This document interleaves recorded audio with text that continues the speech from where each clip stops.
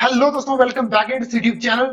दोस्तों, this is the first class of the Jio IT challenger series. और साथ ही साथ आज की वीडियो में हम देखने वाले हैं कि प्रोग्रामिंग लैंग्वेज क्या होती है, उससे रिलेटेड कुछ कॉन्सेप्ट, कुछ वर्ड्स, कुछ डेफिनेशन। तो आई होप आपको वीडियो काफी ज्यादा पसंद और काफी ज्यादा आप एक्साइटेड होंगे आज की इस वीडियो के लिए। सो बढ़ते हैं हम सबसे पहले आज की इस चैलेंजर सीरीज की तरफ। लेकिन अभी तक अगर आपने हमारा चैनल सब्सक्राइब नहीं किया तो चैनल को सब्सक्राइब कर ले, प्रेस कर ले बेल आइकन को, ताकि जब भी हम इससे रिलेटेड कोई भी वीडियो डालें, चाहे वो किसी भी सब्जेक्ट से रिलेटेड हो, चाहे वो किसी नोटिफिकेशन से रिलेटेड हो, तो आपको सबसे पहले मिले।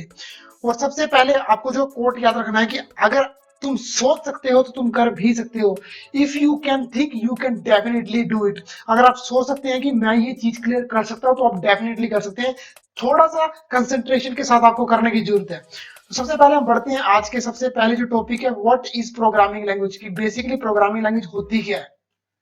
सिंपली अगर मैं डेफिनेशन की बात करूं, it is the process of creating a set of instruction that are the computer to perform a certain task.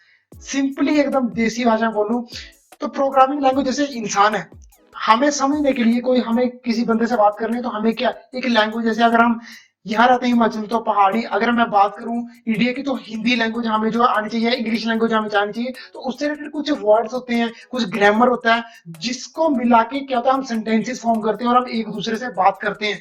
उसी तरह प्रोग्रामिंग लैंग्वेज होती है जिससे कि कंप्यूटर जो होता है वो बात करता है। बेसिकली ये कुछ सेट ऑफ इंस्ट्रक्शंस होते हैं जो कि कंप्यूटर को बताता है कि आपने कौन सा काम किस तरीके से करना है। और प्रोग्रामिंग कितने तरीकों से की जा सकती है ये आप देख सकते हैं। सच एज सी लैंग्वेज होगी, सी प्लस प्लस होगी, जावास्क्रिप्ट होगी, पाइथन होगी। अगर मैं एंड्रॉइड की बात करूं तो उसमें कोटलिन होगी, साथ में जावा का भी यूज होता है। तो ये कुछ लैंग्वेज है जो कि प्रोग्रामिंग में यूज होती है। सर आगे बात करते हैं कि फर्स्ट प्रोग्रामिंग लैंग्वेज कौन सी थी। तो जो पहली प्रोग्रामिंग लैंग्वेज थी वो थी फोर्ट्रन, जो कि आपको याद रखना, फोर्ट्रन जिसका मतलब होता है फॉर्मूला ट्रांसलेशन, यानी कि एफओआर से फॉर्मूला और टीआरएन से ट्रांसलेशन, जो कि इन्वेंट की गई थी जॉन वार्नर वैकस, यानी कि John Warner Backus is the inventor of the FORTRAN, जो कि आपको याद रखना है। नेक्स्ट हम बात कर लेते हैं सी लैंग्वेज। तो इस सीरीज में हम बेसिकली सी लैंग्वेज के बारे में पढ़ेंगे और साथ साथ जो बेसिक कंसेप्ट होते हैं। और दूसरी बात कि जितने भी बेसिक कंसेप्ट जो कि हम इसमें पढ़ेंगे वो मैक्सिमम सभी लैंग्वेजेस में सेम होते हैं, बस उनका कुछ सिंटैक्स होता है वो थोड़ा बहुत चीज होता है। लेकिन जो बेसिक होता है, जैसे लूप्स होगी, कीवर्ड क्या होता है, आइडेंटिफायर्स क्या होते हैं, डिसीजन मेकिंग स्टेटमेंट्स क्या होती है, रिकर्शन, ये सारी चीजें ऑलमोस्ट सेम होती है सभी चीजों में। लेकिन हमें जो कॉन्सेप्ट के बारे में पता होना चाहिए। और तीसरी बात ये कि आप जो है अगर इस चीज को देख रहे हैं तो आप कॉपी पेन लेकर बैठ सकते हैं, ताकि जो भी चीज, एक एक चीज इसके लिए काफी ज्यादा इंपॉर्टेंट होने वाली कोई भी चीज, कोई भी टॉपिक आपसे जो पूछा जा सकता है पेपर में। तो सी लैंग्वेज जो है डेवलप की गई थी डेनिस रिची के द्वारा इन ईयर 1972, यानी कि 1972 में जो डेनिस रिची के द्वारा ये लैंग्वेज फॉर्म की गई थी।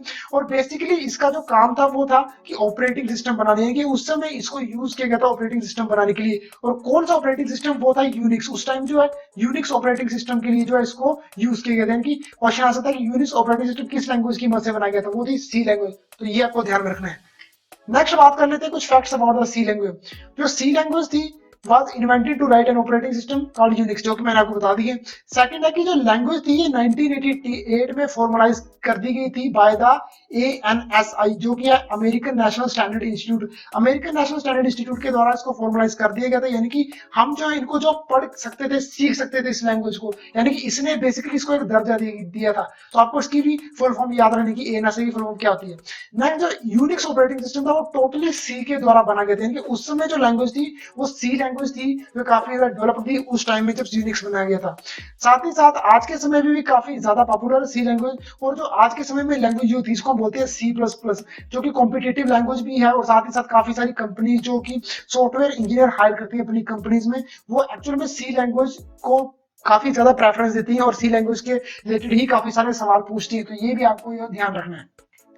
सबसे पहले हम बात करते हैं जो सबसे पहला प्रोग्राम होता है किसी भी लैंग्वेज का, वो होता है हेलो वर्ल्ड प्रोग्राम। यानी कि हेलो वर्ल्ड एक ऐसा प्रोग्राम है जो कि जब भी हम कोई प्रोग्रामिंग लैंग्वेज सीखते हैं तो सबसे पहले यही प्रोग्राम जो हम बनाते हैं। तो सबसे पहले हम देख लेते हैं इसमें छोटी छोटी चीजें होती है। सबसे पहले जब हम सी लैंग्वेज लिखते हैं तो सबसे ऊपर हमें लिखना पड़ता है हैश इंक्लूड, ये ब्रैकेट्स लगती है जो एंगल ब्रैकेट, और stdio.h। तो अब इसकी बात करता हूँ, ये होता है बेसिकली stdio.h, ये एक हेडर फाइल होती है। अब हेडर फाइल क्या होती है, बेसिकली एक लाइब्रेरी होती है जिसमें कि बहुत सारे फंक्शन पहले से बने होते हैं, कि हमें बनाने की जरूरत नहीं है। हमें सिर्फ जो है अपने जो भी प्रोग्रामिंग लैंग्वेज उसमें हमें सिर्फ जो है ये चीज लिखने की जरूरत है stdio.h।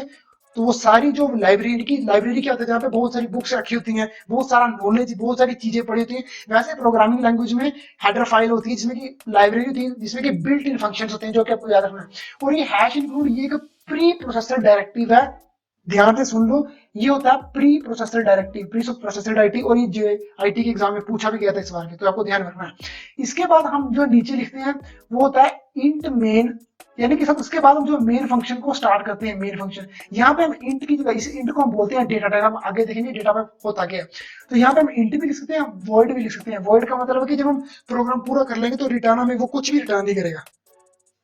बेसिकली जो हमारा प्रोग्राम स्टार्ट होता है वो मेन फंक्शन से होता है।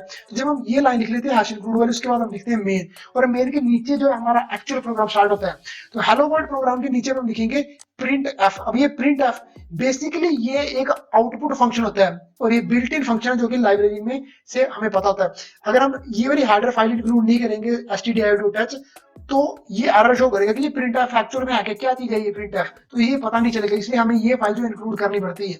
उसके बाद हम जो ये ब्रैकेट लगाते हैं, और उसके अंदर हम जो ये डबल कोड लगाते हैं। इन डबल कोड्स के अंदर जो पूरी चीज लिखी होती है इसको हम बोलते हैं स्ट्रिंग।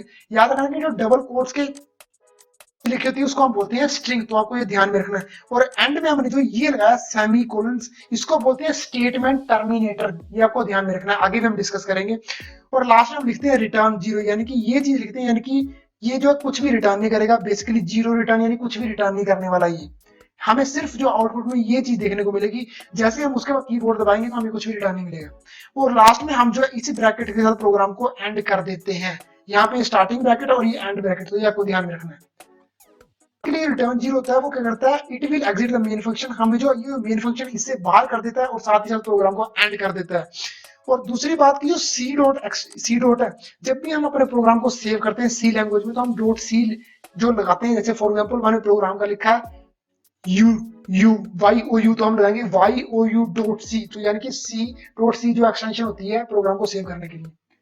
नेक्स्ट हम टोकन इन सी क्या होते हैं, कि सी में जो उसको टोकन्स क्या चीज होती है, बेसिकली हर एक छोटी से छोटा कीवर्ड, आइडेंटिफायर, कांस्टेंट, स्ट्रिंग या लिटरल, जो भी हम छोटी से छोटी चीज को यूज करते हैं प्रोग्रामिंग में, उनको टोकन बोलते हैं। वो चाहे कीवर्ड भी हो सकता है, आइडेंटिफायर भी हो सकता है, कांस्टेंट भी हो सकता है, स्ट्रिंग भी हो सकता है, और सिंबल भी होता है।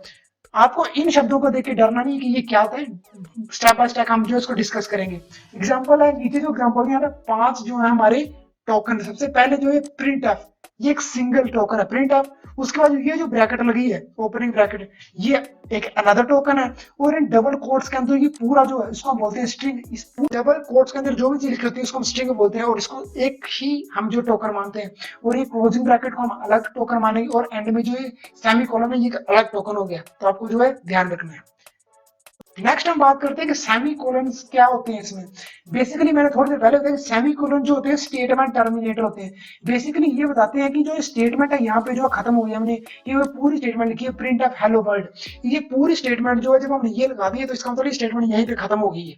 और साथ ही साथ ये जो हम इसमें जी ये जो लिखा हुआ है बैक स्लैश एन, बेसिकली ये जो बैक स्लैश एन होता है इसको हम बोलते हैं न्यू लाइनिंग, यानी कि जो भी चीज इसके बाद हम लिखेंगे, इसके आगे जो भी प्रिंट एफ में हम लिख दिया print F this is my name, तो जो दिस इज माय नेम वो नेक्स्ट लाइन में प्रिंट होगा। बैकस्लैश यानी कि न्यू लाइन क्रिएट कर देगा, तो ये भी आपको जो है ध्यान में रखना है।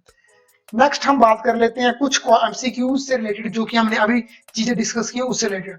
तो पहला एमसीक्यू कि first programming language was developed by, जो फर्स्ट प्रोग्रामिंग लैंग्वेज थी वो किसके द्वारा डेवलप की गई थी। तो आपके पास ऑप्शंस हैं वॉरेन बफे ए, बी वॉरेन हेस्टिंग ए, सी जॉन वॉकर वैकर्स। तो आप जो वीडियो को पॉज करके जो बता सकते हैं, तो इसका जो सही आंसर है वो ऑप्शन नंबर सी, यानी कि जॉन वार्नर वैकर्स, जो कि फाउंडर थे या फिर डेवलपर थे फर्स्ट प्रोग्रामिंग लैंग्वेज के। जो फर्स्ट प्रोग्रामिंग लैंग्वेज वो कौन सी थी, वो है next question. First programming language वो थी option B, that is the Fortran. Fortran का मतलब मैंने बताया फॉर्मूला ट्रांसलेशन। नेक्स्ट क्वेश्चन है question number 3, C language was introduced by, जो सी लैंग्वेज थी ये किसके द्वारा इंट्रोड्यूस की गई थी, किसके द्वारा डेवलप की गई थी, ये आपको बताना है। तो बेसिकली आपके पास 3 ऑप्शन है, option A Dennis Ritchie, option B John Walker वैकर्स, ऑप्शन सी माइक स्टोटअप। तो ये ऑप्शन तो बी कैंसिल हो गया क्योंकि आपको पता चल गया ये होती है फोर्ट्रैन वाले। तो ऑप्शन 2 बचे हमारा, तो ये थे ऑप्शन नंबर ए, यानी कि डेनिस रिची के द्वारा ही जो सी लैंग्वेज जो है डेवलप की गई थी। नेक्स्ट क्वेश्चन है question number 4, hash in A programming language is, जो हैश होता है मैंने थोड़ी देर पहले बताया वो प्रोग्रामिंग लैंग्वेज होता क्या है, वो कीवर्ड होता है या कांस्टेंट होता है या फिर प्री प्रोसेसर डायरेक्टिव होता है।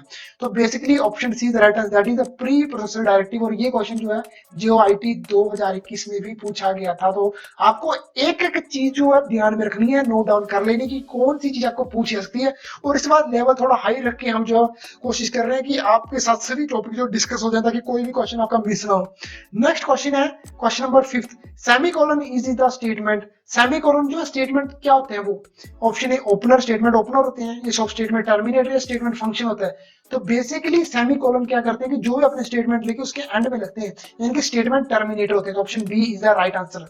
तो ये कुछ थे 5 क्वेश्चन जो आपको एक एक चीज ध्यान रखनी है। नेक्स्ट ये 2 क्वेश्चन है जो कि आपको जो कमेंट सेक्शन में लिख के बताने, हम नेक्स्ट वीडियो में इसको डिस्कस कर लेंगे। वो है C plus plus was introduced by whom. मैंने इसका नहीं बताया, लेकिन आपको जो ढूंढ के बताने, अगर आपको पता है कि सी प्लस प्लस किसके द्वारा इंट्रोड्यूस की गई थी, 3 ऑप्शन दिए आपको बताना है। नेक्स्ट क्वेश्चन है कि what is the language used to make Unix operating system. तो यूनिक्स ऑपरेटिंग सिस्टम को बनाने के लिए किस लैंग्वेज का यूज किया गया था, तो ये हमने डिस्कस किया हुआ है। तो ये 2 क्वेश्चन जो आपको कमेंट सेक्शन में लिख के बताने हैं। सबसे पहले जो कमेंट सेक्शन में लिख के बताएगा उनको हमारी तरफ से जो है लाइक और साथ में हार्ट मिलेगा। यही कुछ था आज की इस वीडियो में। आई होप आपको हर एक टॉपिक समझ में आ गया। अगर कोई भी चीज आपको समझ में नहीं आई है तो आप जो कमेंट सेक्शन में लिख के बता दें कौन सी आपको समझ में नहीं है, हम जो रिप्लाई करेंगे आपको। हम मिलते हैं आपको फिर किसी और वीडियो में, तब तक के लिए धन्यवाद। Stay safe and stay healthy.